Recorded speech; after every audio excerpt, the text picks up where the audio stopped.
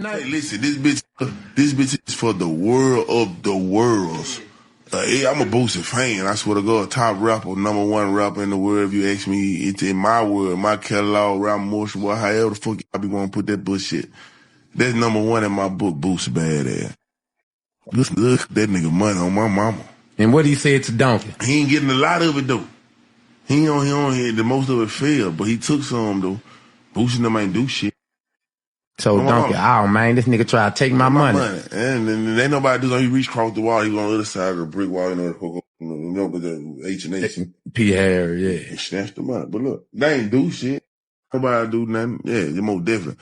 Boosie did get his money, took it Shreveport. He got it snatched out of his hand and ain't do nothing. And then I repeat, I seen it with my own eyes. We was standing on the wall at H&H. I was sitting on the brick wall looking at it. Knew he was finna do it. That bad hair right there. Yeah. He bought it from Ty Queen.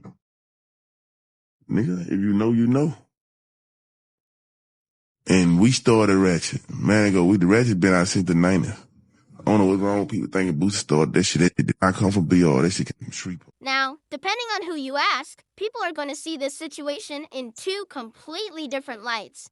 Some are going to say it's clout chasing. Plain and simple. They'll argue that bringing up old stories or rumors is just a way to get attention, maybe even to ride the wave of someone else's fame. Others, though, might see it as someone finally telling the truth, shedding light on things that have been swept under the rug for years. And the truth is, either way you look at it, it's all subjective. People are going to form their own opinions based on what they know, what they believe, or what they've experienced. Now, I'll be honest, I've heard whispers about this for years.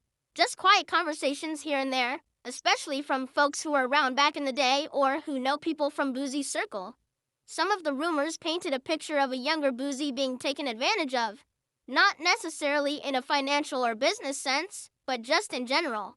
Vulnerable, gullible, and easy to manipulate.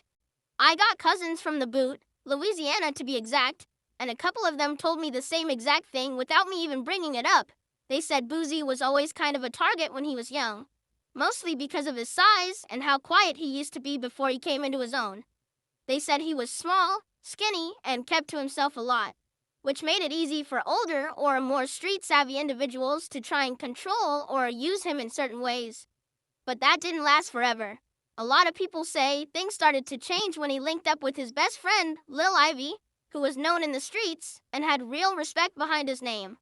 Ivy was the kind of guy who you didn't want to cross, and once Boosie had someone like that in his corner, people started backing off.